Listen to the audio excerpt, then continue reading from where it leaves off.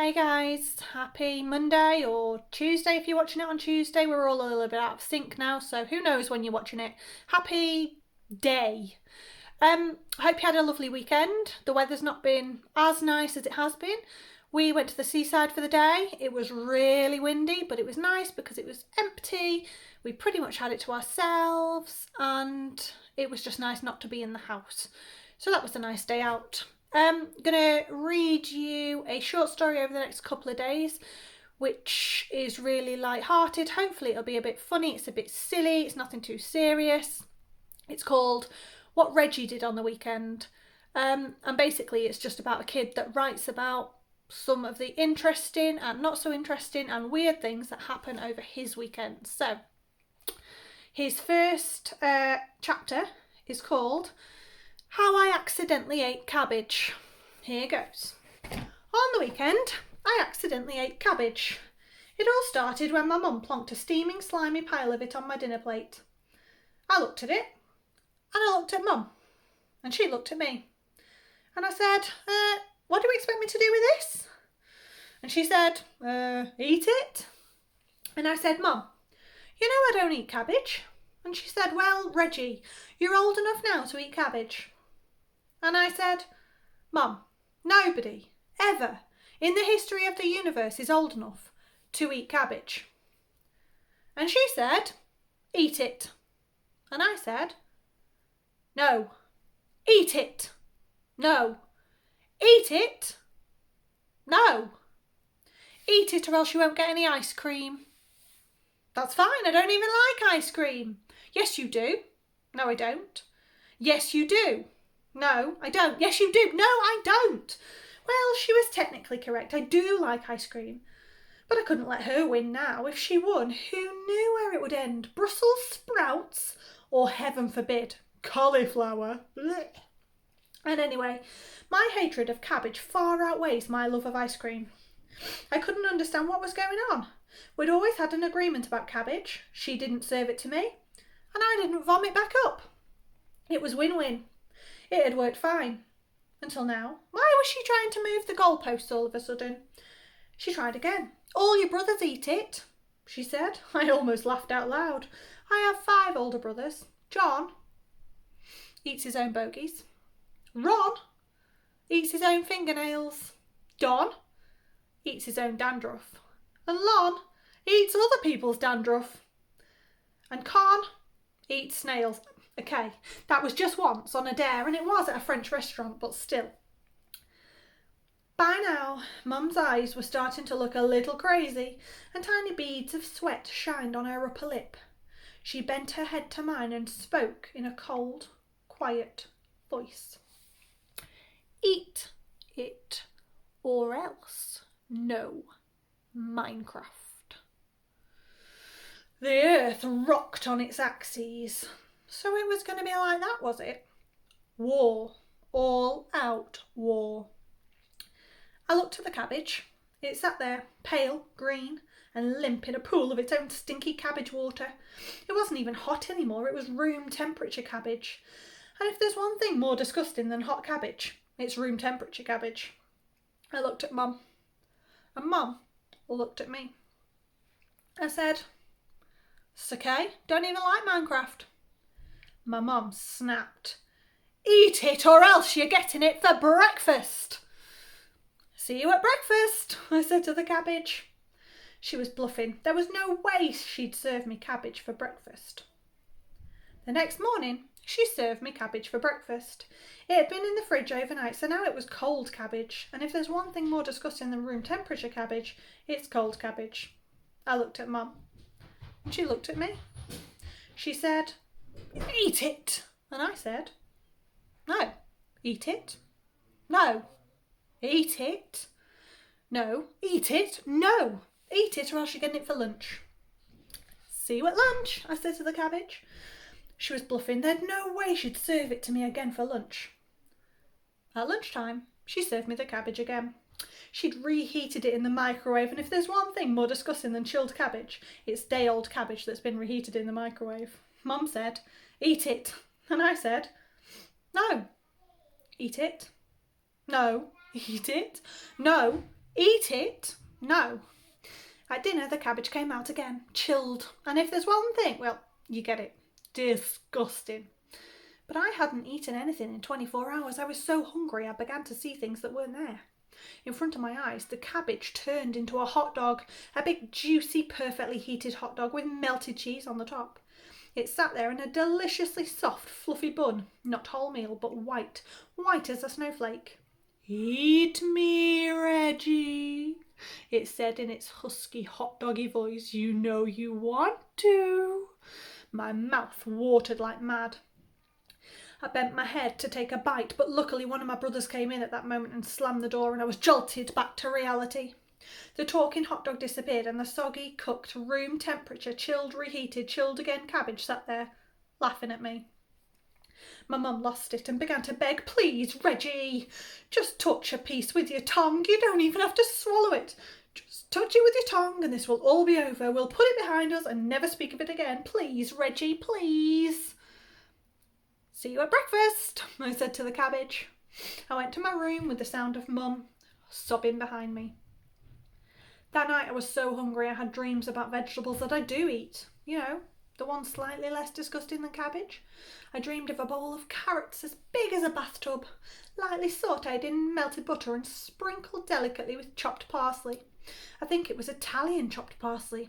Next to the carrots was a mountain of steamed baby peas, lightly minted and as fresh as a field of new spring lambs. I had a fork the size of a garden rake. I was just about to dig in when Mum woke me calling, "Reggie, come down and have your breakfast." I slumped down the stairs. I felt sick. I was weak with hunger. I didn't think I had it in me to keep this up for much longer. Maybe it was time to give in, let her win. As I neared the kitchen, a delicious smell floated to my nostrils. At first I thought I was seeing things, well, smelling things again. It smelled like... Could it be? Yes it was. Still warm, fresh out of the oven. Homemade double chocolate chip muffins. Mum held out the tray of muffins, smiled at me as though I'd just brought home a report card of all A's. "For you, Reggie darling," she said. "It's over, sweetheart. You win. I see now that I was wrong." "Really, Mum?" I dared to hope. "Yes, my honey bun. Take one. You must be starving," she said. I took a muffin. I had a bite. It was the most delicious muffin I'd ever tasted. The chocolate was creamy, the muffin perfectly moist, and I was so hungry. I stuffed the rest of the muffin into my mouth and I chewed it fast. And then Mum did a strange thing. She threw her head back and started to laugh. Not just her regular laugh, but more like a witch's cackle. She cackled and cackled and cackled. It was the most hideous sound I've ever heard. I stopped chewing and I watched her. She put down the tray of muffins. She started dancing around the room, her eyes crazy. She cried, I win. Reggie's eating cabbage. Reggie's eating cabbage." She began running all her words together. I stayed up all night cooking. At first I made brownies, but the cabbage taste was still there, so I started again. I chopped it up finer. I put it into a cheesecake. You know you love cheesecake, Reggie, but the cheesecake came out still tasting like cabbage.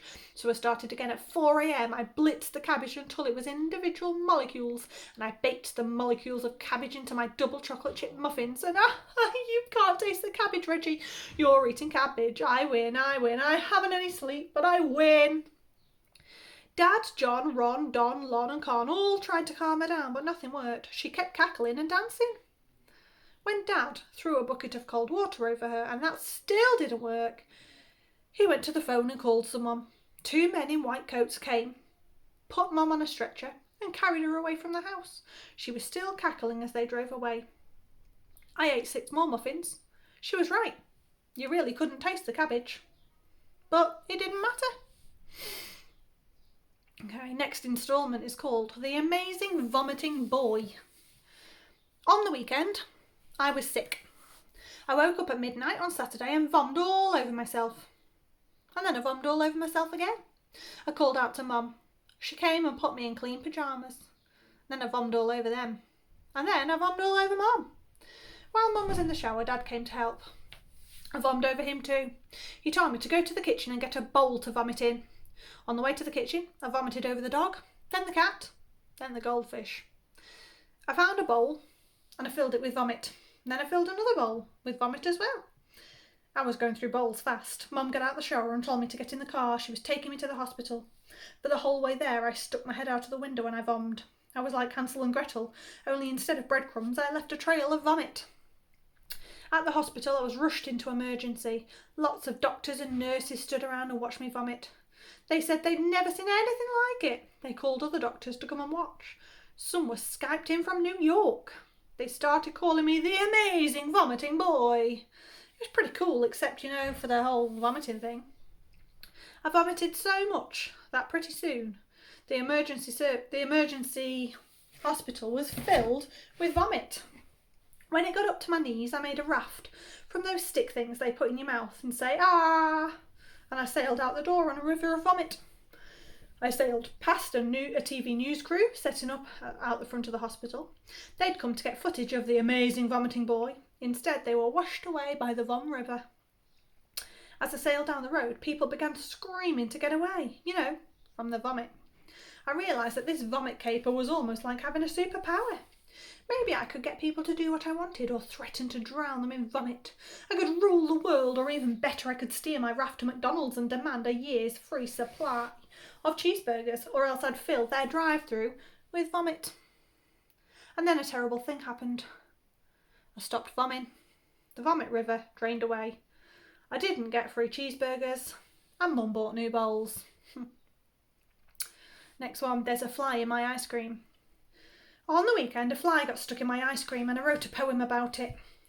There's a fly in my ice cream, I think that it's dead. No, hang on a minute, it's moving its head. Do flies have heads? I'm not really sure. Well, whatever that is, it's moving some more. There's a fly in my ice cream. What should I do? You won't believe this. It's doing a poo. It is so doing a poo. Honestly, I swear. Look at that black thing. Look right there. What do you mean you don't care? Now it's wiping its butt. It's got a tiny toilet roll. Oh my goodness, that's so funny. Seriously, lol. Okay, I might have made that up. About the tiny toilet roll. I'm picking the fly out now. Oh look, it's left a hole. Of course I'm going to eat it. Why, what's wrong with that? It's just a few fly germs. Stop looking at me like that. This is really yummy. Okay, that was a crunchy bit. Which is weird for vanilla. Look out. I'm going to be sick. Blech. Next one's called the Fart Collection. On the weekend, my friend Jimmy invited me over to his place to see his fart collection. I'd never seen a fart collection before, so I thought, why not? I didn't even know how a person collected farts, although it wasn't a bad idea. My dad is always saying you should keep everything because you never know when you'll need it again. Jimmy took me to his bedroom. Against one wall was a set of shelves. On the shelves were jars. I said to Jimmy, "Where are the farts?" He said, "You're looking at them. They're in the jars." Of course, it was genius. Fart into a jar and you get to keep it forever. Why hadn't I thought of it? I had a closer look at the jars on the first shelf. They were labelled with dates, places and times. The first one said, January 3rd, Sizzler, 6:52 p.m. On the next two shelves, the jars were organised according to the food Jimmy had eaten before the fart. One whole shelf was dedicated entirely to baked beans. It looked as though Jimmy also quite liked eggs and onion. The top shelf was just for Christmas and birthday farts because Jimmy said people always keep the best stuff on the top shelf. Those jars were decorated with tinsel and ribbon. All of the jars in the collection were made of clear glass and all looked empty, which made sense. I mean, you can't see a fart. But then, how could I be sure Jimmy had actually farted into the jars and wasn't just pulling my leg? Jimmy looked at me proudly. "What do you think?" I said, "How do I know that they're real?" He told me to choose a jar. I picked a baked bean from 6 months ago. He took the lid off. Yep, he was telling the truth, and I asked him to put the lid back on. Next instalment. His fries are longer than mine. On the weekend, Mum took me and my brother Con to IKEA to buy a new lamp. As a special treat, we ate lunch in the IKEA cafe. Con and I both chose the salt and pepper squid and a bowl of fries. For a brief moment, there was a panic at the table when it looked as though Con had been given 6 pieces of squid and I only had 5. But a closer look revealed that one of my squid pieces was twisted with another piece in a kind of squid hug, making it look like there was only one when there were really two. Phew. Con said that my squid pieces were bigger than his. I said, no, they're not. And Con said, yes, they are. And I said, no, they're not. And Con said, let's swap then. You won't mind swapping if they are the same. And I said, no way. And he said, swap or I'll punch you. He whispered it so Mum couldn't hear. And Mum said, I heard that. I quickly licked all my pieces of squid so Con wouldn't want them. And then I noticed something shocking. Con's fries were longer than mine. And I said, your fries are longer than mine. He looked at his fries and then he looked at my fries. No, they're not, he said. It was obvious. His fries had most definitely been cut from a potato twice as big as the potato used to cut my fries. This was unacceptable. And I said, Mum, Con's fries are longer than mine and that's not fair. And she said, hurry up and eat them, the both of you. How can she be so calm about this? How did she expect me to eat my fries when they were clearly not as good as Con's fries? I said loudly, but his are longer. She didn't care. Even though she didn't care, I wanted to prove that I was right. I went and I got one of those little tape measures that IKEA keep handy. I knew they were really for measuring furniture, but I couldn't see why they couldn't be also used for measuring fries. Con and I spent the next 10 minutes measuring all of our fries. Ha! Turns out I was right. Con was wrong. His fries were longer. You have to let me have half of your long fries. He said, sure. But you do know that I licked them all while you were getting the tape measure. I ate my short fries. When I finished, Mum was still drinking her coffee, so I became bored. I get bored really quickly. It's a problem of mine. I was so bored that I started measuring other stuff. I took off my shoes and measured my toes to see which was the longest. I measured my head. I measured Con's head. I measured Con's eyebrows and earlobes. On the floor was a squashed meatball that someone had dropped and stood on. I measured that. I measured the distance between my eyes. I measured the length of Con's armpit. I measured my belly button. Con bent over to pick up his fork, so I measured his bum. Mum stood up and I tried to measure her bum, and she said, try it and I'll tie you up with that tape measure and leave you here with a squashed meatball. I thought she was joking, so I measured her bum. She wasn't joking. The meatball and I are now good friends. I've named him Bert. The next one. My plan to take over the world. On the weekend, I made a plan to take over the world. Not that I actually want to take over the world right now. I mean, I'm kind of busy at the moment. I've got my football finals coming up. Minecraft takes up a lot of my time. There's this tree in the back garden that I like to hang upside down in, and well, let's just say I'm quite busy at the moment. But you never know when my schedule will free up, and I might decide to take over the world. And when that happens, it's good to have a plan. So obviously the first thing I need to do is have some way of making everybody in the world do as I say. A supersonic ray gun should do the trick. I sat and thought about this for a while and realised I had one major problem. I don't know how to build a supersonic ray gun. Think, Reggie, I said. Think to myself. Well, okay. If you break it down into the parts, then a supersonic ray gun will need rays and supersonicness. This was going to be harder than I thought. Luckily, I remembered my friend Jimmy and his fart collection. Instead of making a supersonic ray gun, I could team up with Jimmy and together we could make a supersonic fart gun. It was brilliant. With Jimmy's collection, we would have an almost endless supply of farts, so that part was taken care of. There was still the problem of supersonicness and, actually getting the farts into the gun, but we could work out the details later. Of course, Jimmy would need to understand that I was in charge. I would be ruling the world and he was just along to supply the farts. It's important to be clear about these things. So once we have the supersonic fart gun and everybody in the world is doing what I tell them, it will be time to make some changes. So here's my list of changes.